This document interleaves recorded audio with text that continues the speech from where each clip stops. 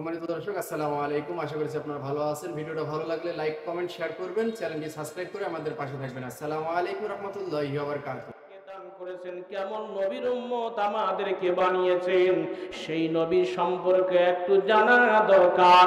নবীর আখলাক আপনারা জেনেছেন। উদাহরণস্বরূপ উনি বলেছেন, আমি নবীর বরকতের কথা বলবো। আমার নবীর কেমন বরকত ছিল, হাতে কেমন বরকত, নবীর পায়ে কেমন বরকত, নবীর মুখে কেমন বরকত, নবীর চোখে কেমন বরকত, নবীর মাথার চুল কেমন বরকত, নবীর পায়ের আঙ্গুলের মধ্যে কেমন বরকত। এতগুলো আলোচনা করা সম্ভব হবে না। টুটা ফাটা দুই চারটি কথা বলবো আমার ভাইরা।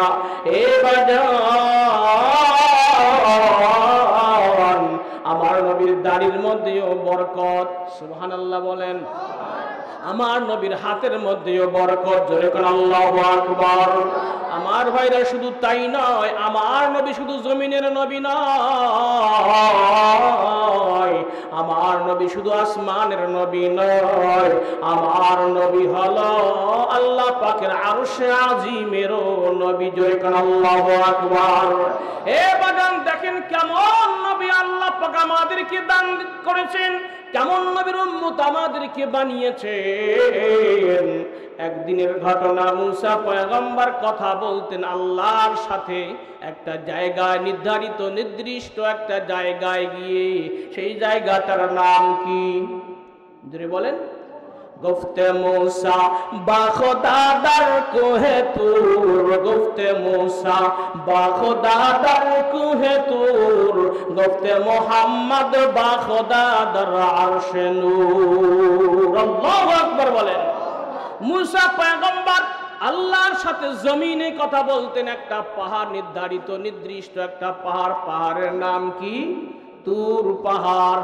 আল্লাহ পাক সেই পাহাড়েরও কসম খেয়েছেন, ওয়াত্তিন ওয়াজ্জাইতুন ওয়াতুর সিনিন। আল্লাহু আকবার। সেই তুর পাহাড়ের কথা আল্লাহ পাক কোরআনে হাকিমে বয়ান করেন, সূরা ৩-এর মধ্যে বলেছেন কসম খেয়ে। এ বাজান রে, তুর পাহাড়ে গিয়ে মুসা পয়গম্বর আল্লাহর সাথে কথা বলবেন। পাগল পরা হয়ে গেছে। আশিক মাসুক যখন এক জায়গায় হয়, প্রেমিক প্রেমিকা যখন এক জায়গায় হয়, তখন অনেক কিছু ভুলে যায়। মুসা পয়গম্বর পায়ের মধ্যে জুতা নিয়ে, পায়ে জুতা পরে তুর পাহাড়ে উঠতেছেন আল্লাহর সাথে কথা বলার জন্য। এই মুহূর্তে আল্লাহ পাক ডাক দিবেন, মুসা কথা বলবা ভালো কথা, পাহাড়ে উঠবা ভালো কথা, কিন্তু তোমার পায়ের মধ্যে আছে দুইটা জুতা, জুতাগুলো খোলো, তারপর পাহাড়ে পা তোলো। আল্লাহু আকবার বলেন।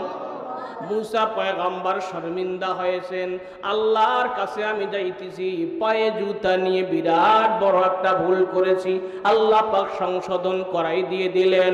কিন্তু আমার ভাইরা, আমাদের নবী কেমন বরকতওয়ালা নবী। আল্লাহর নবী যেদিন মেরাজে গিয়েছিলেন, আল্লাহ পাকের ডাকে সাড়া দিয়ে মেরাজে গিয়েছিলেন, সাথে জিবরাইল মিকাইল কিছু সময় সফর সঙ্গী হিসাবে ছিলেন। এরপরে নবীজির পায়ের মধ্যে জুতা ছিল। নবীজি এই জুতা পরিয়া বাইতুল মুকাদ্দাস গিয়েছেন, ওখানে নামাজ আদায় করেছেন। সুবহানাল্লাহ বলেন। এরপর বাইতুল মুকাদ্দাস থেকে নবীজি প্রথম আসমান গেছেন, দ্বিতীয় আসমান গেছেন, তৃতীয় আসমান, সপ্তম আসমান পর্যন্ত গেছেন, সিদরাতুল মুনতাহা পার হয়ে গেছেন। পায়ের মধ্যে জুতা, সুবহানাল্লাহ কর, পায়ের মধ্যে জুতা, জুতা মোবারক নিয়ে নবীজি সিদরাতুল মুনতাহা পার হয়ে চলে গেছেন, আরশে আজিমে গিয়ে বসেছেন। নিজের দিকে তাকাইয়া দেখেন পায়ের মধ্যে জুতা। আল্লাহু আকবার।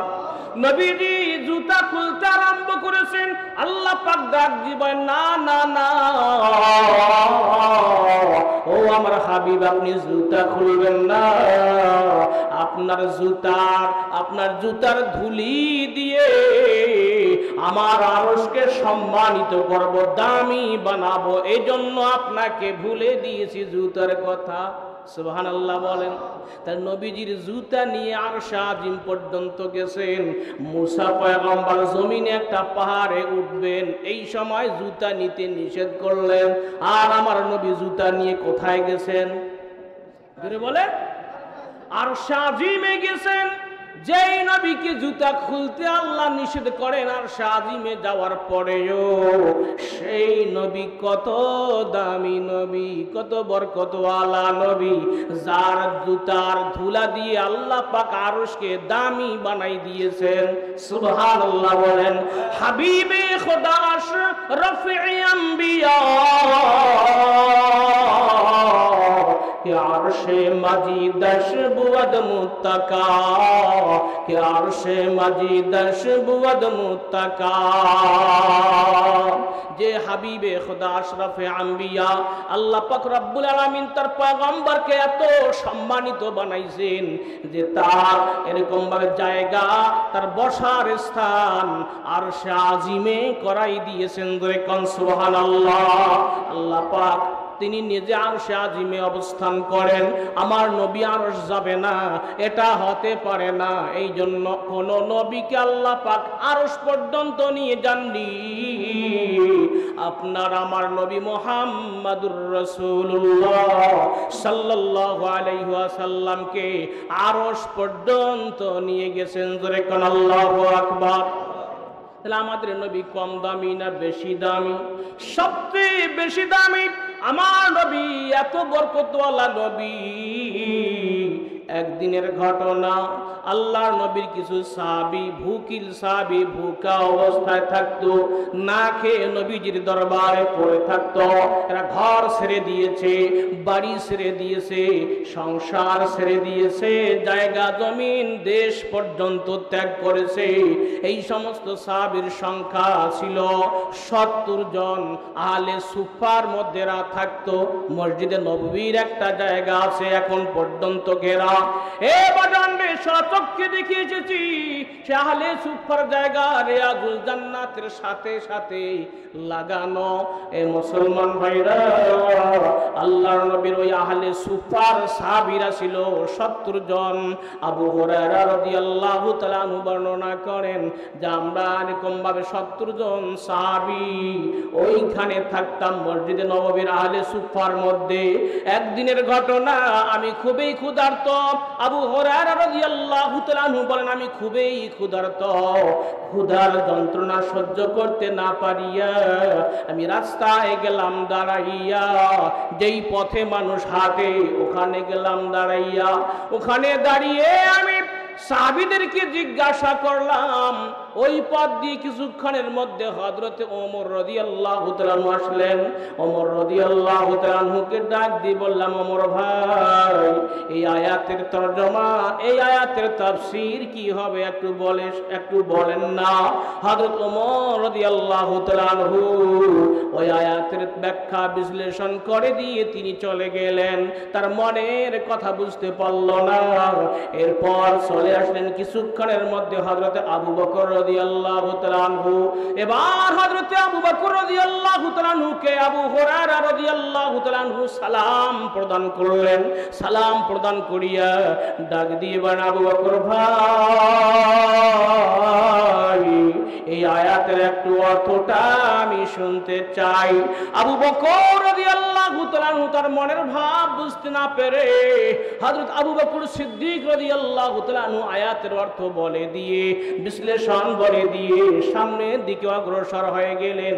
এবার হযরতে আবু বকর যাওয়ার পর বিশ্ব নবী, দয়ার নবী, মায়ার নবী, উম্মতের কান্ডারি রহমতে আলম সাল্লাল্লাহু আলাইহি ওয়াসাল্লাম তাশরীফ নিয়ে আসতেছেন। এবার নবীজি হযরতে আবু হুরায়রাকে দাঁড়ানো অবস্থায় দেখিয়া ডাক দিয়ে বলেন, ও আবু হুরায়রা, দাঁড়িয়ে আছো কেন? আমার সাথে চলো না। সুবহানাল্লাহ বলেন।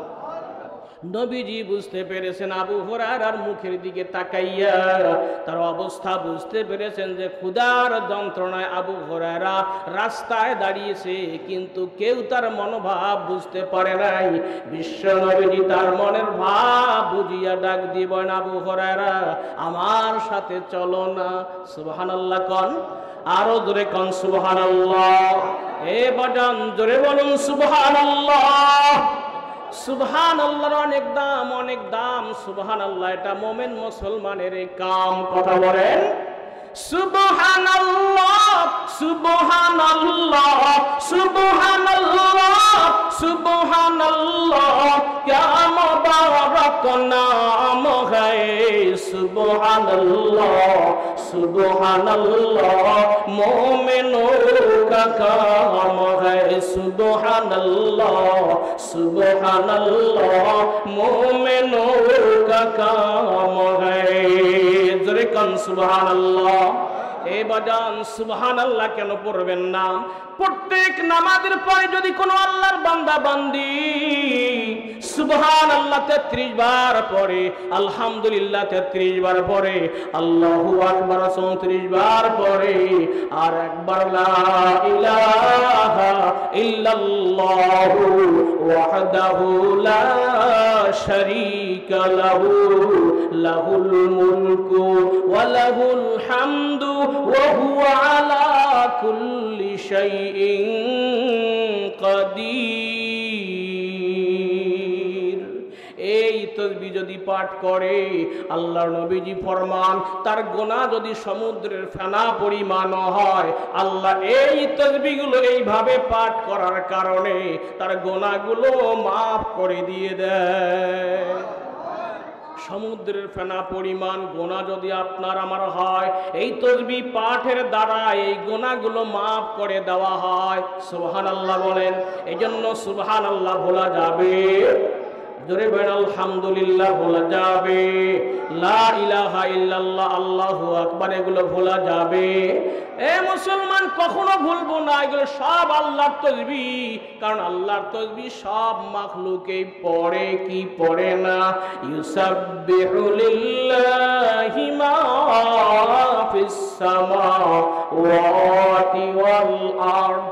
আসমান জমিন যা কিছু আছে সবাই কার তাসবিহ পাঠ করে? আরো ধরে কার তাসবিহ পাঠ করে? কথা কি বুঝতেছেন?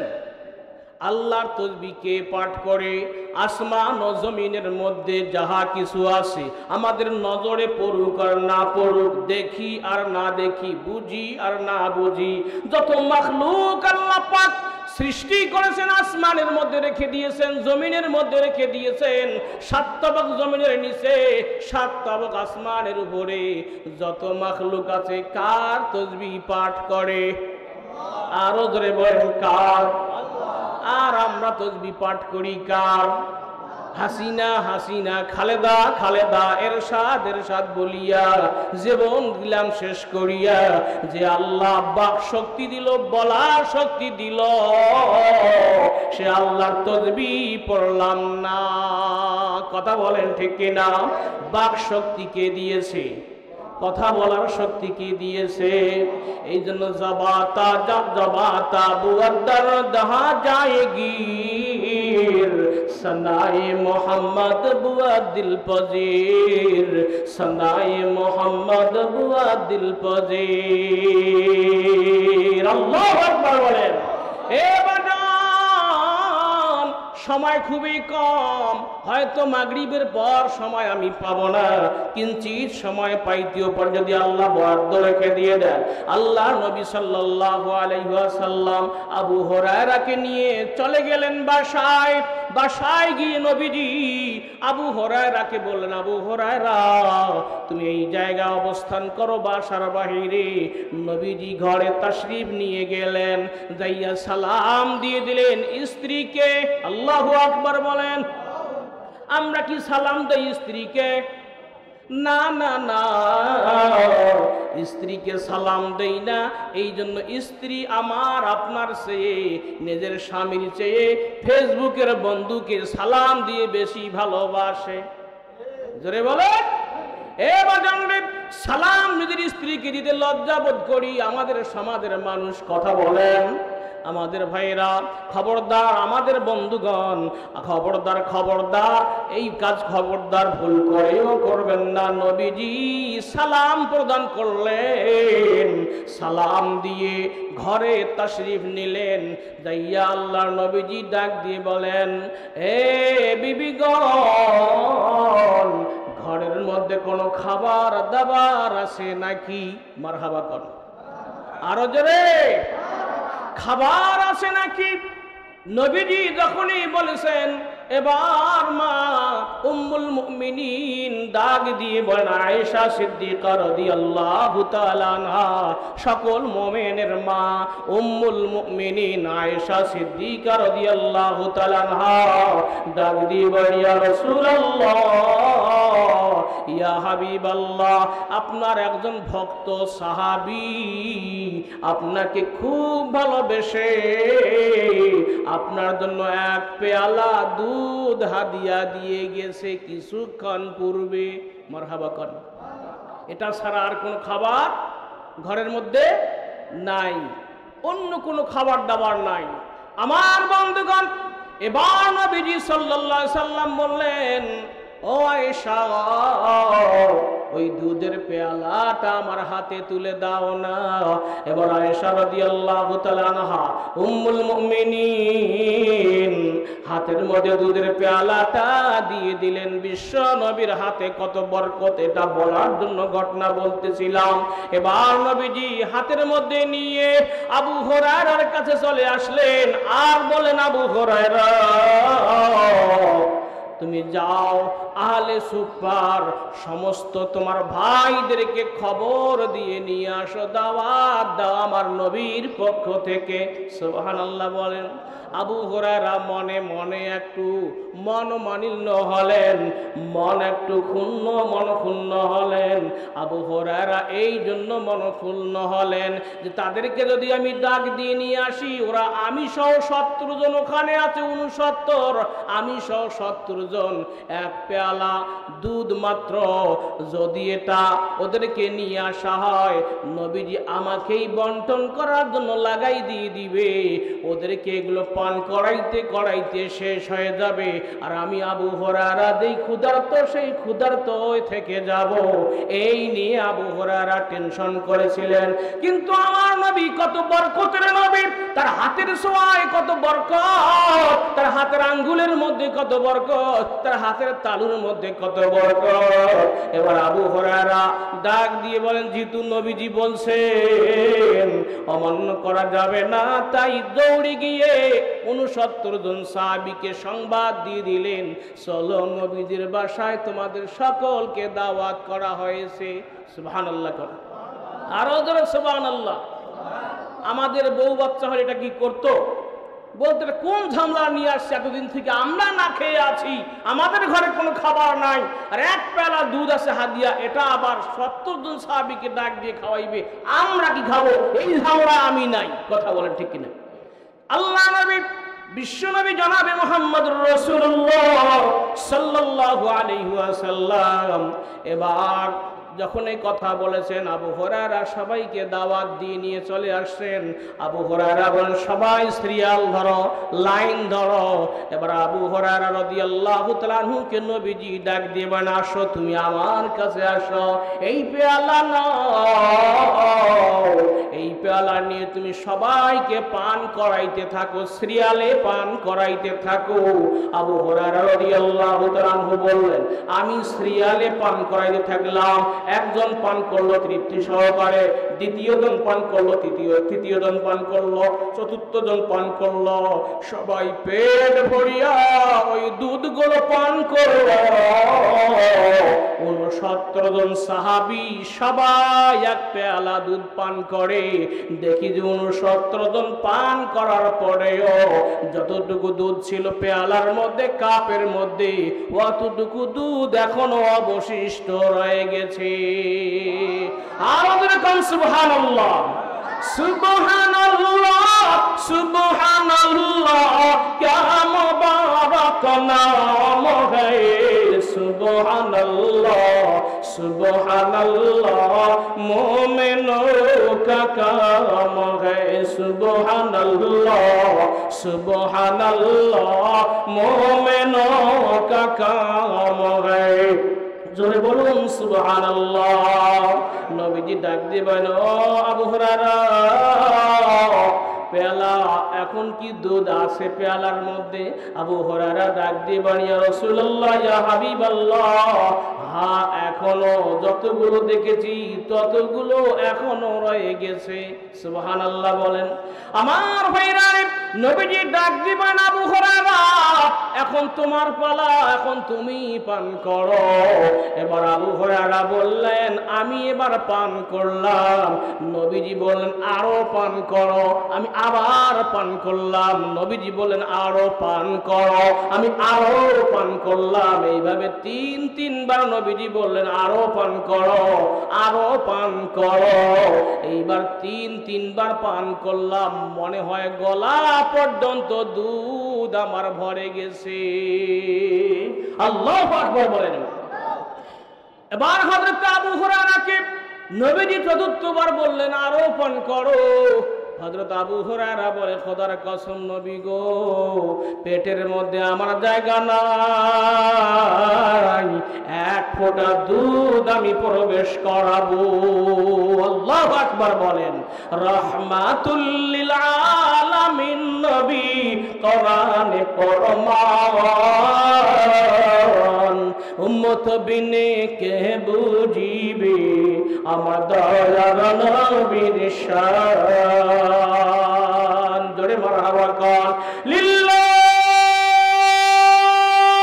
তাকবীর নারে তাকবীর আল কোরআনের আলো কোরআন সুন্নাহর আলো বিশ্ব নবীর দুশমনেরা হুশিয়ার সাবধান লিল্লাহি তাকবীর আমার বন্ধুগণ এবার হযরত আবু হুরায়রা ডাক দিবেন নবী গো এক ফোঁটা পান করার মতো আর জায়গা আমার পেটের মধ্যে নাই জোরে কোন আল্লাহু আকবার এবার নবীজি ডাক দিবেন আবু হুরায়রা এখন আমার হাতে একটু দাও না সুবহানাল্লাহ বলেন নবীজিও ক্ষুধার্ত নবীজি সব শেষে আবু হুরায়রার হাত থেকে নিয়ে নিলেন আবু হুরায়রা নবীর হাতে পেয়ালা দিয়ে দিলেন এ বাজান পেয়ালা খানা হাতের মধ্যে নিয়ে নবীজি নিজে পান করলেন এখনো অতটুকু বেঁচে আছে যতটুকু পূর্বে ছিল সুবহানাল্লাহ কোন আরো যেরকম সুবহানাল্লাহ এ বানান শুধু তাই নয় এবার নবীজি ঘরের মধ্যে নিয়ে গেলেন উম্মুল মুমিনিনদেরকে দিয়ে দিলেন যাও তোমরা পান করো হযরত আবু হুরায়রা বলেন আমি এরকম আমি সহ 70 জন সাহাবী পান করলাম নবীও ওই পেয়ালা পান করলো উম্মুল মুমিনিনগণ পান করলো তবুও এক ফোঁটা দুধ কমলো আরো জোরে কমলো না কারণ নবীজি হাতের বরকত আল্লাহ পাক নবীজির হাতের মধ্যে বরকত ঢেলে দিয়েছেন এজন্য আল্লাহ পাক ডাক দিয়ে বলেন ওয়ামা আরসালনাকা ইল্লা রাহমাতাল লিল